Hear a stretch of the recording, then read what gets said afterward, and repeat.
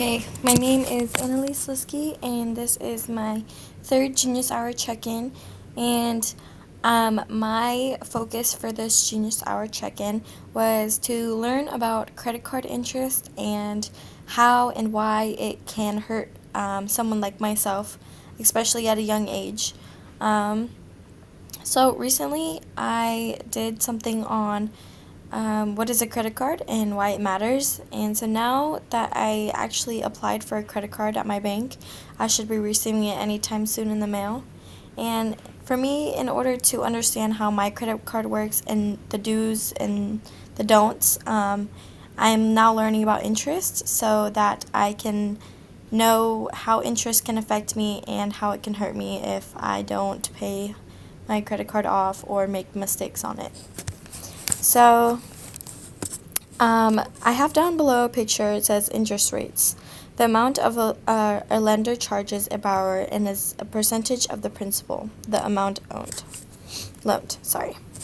And then there's also compound interest, which is the interest on a loan or deposit calculated based on both the initial principal and the accumulated interest from previous periods. So basically, to start, I wanted to know the definition of interest. So interest is extra money you pay for borrowing. You get charged when you don't pay your full balance, and credit cards like mine often have an 18 to 30% APR. So interest is the extra money that the bank charges you for borrowing their money. If you don't pay your credit card off the date the money is due, they will start charging interest on what you still owe. So I do have an example situation. Say for example you buy or you spend $1,000. Say you're on a shopping spree, and the interest rate is 20% on your card. If you only make the minimum payment, say $500, the bank will keep adding interest every month, making that $1,000 turn into $1,300 or $1,500. It honestly just depends on how bad your credit score really is. Paying minimum versus paying full. Minimum payments, it takes years and years to pay off. I remember that my mom had to take years to pay off her minimum payments off her credit card to try to get her credit score back to normal. And you pay hundreds extra in interest. Paying the full balance, no interest, saves you your money. So what I put here is when you only pay the minimum, most of your payment goes towards interest, not the actual balance. But if you pay the full amount each month, you pay zero interest. So how interest grows. So going back to the example I used, say you spend $1,000, or $1,000 is the balance, and then you have a 20% APR. After 1 year, about $1,200 is owed. And this is because of interest. Your balance is going to keep growing, so that $1,000 purchase can turn into $1,200 or more if you carry that balance with you. So I recommend to always pay off your credit cards. Set reminders, set whatever you need to so that you remind yourself that you need to pay it off. Don't treat a credit card as something that is like a toy. Make sure that you recognize in your head that your credit card is like your debit card. So you have to owe the bank back no matter what.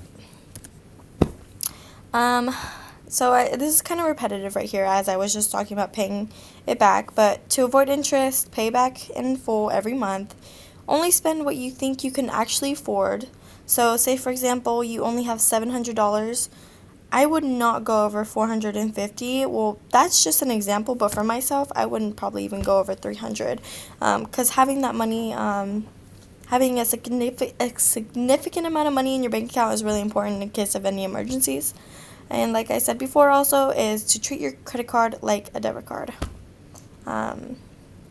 So that's something that most people forget to do, which eventually is going to lead to bad credit, which is overall a bad future because you're not going to have the accommodations as people who pay off their credit card do. So don't think as your credit card as free money, because it's not. Why this matters for seniors like myself, who will get a credit card. This matters because most seniors are going to be getting one soon. I mean, you need one for college to help you pay off your bills, apartments coming up, cars. Like, you need a good credit score in order to purchase those types of things, especially an apartment or a house. So yeah, interest can lead to debt quickly, to start sooner than never. So for example, me, I'm going to try to grow my credit score as an 18-year-old. I should have honestly started working on this when I was 17, but at the time I didn't really know about credit cards until now. So I'm actually really happy I'm doing this Genius Hour about financial literacy, because now that I'm doing this, I'm getting a credit card to myself to grow my credit score. And if I wasn't doing this, then I probably still wouldn't have applied for a credit card. And understanding this will help you stay financially stable and responsible for your own self. So basically, since many of us are getting credit cards soon, understanding interest now can help us avoid debt and make smaller financial decisions. For some people, like myself, hopefully others will start to understand that too. So this is the end of my presentation. I hope you enjoyed.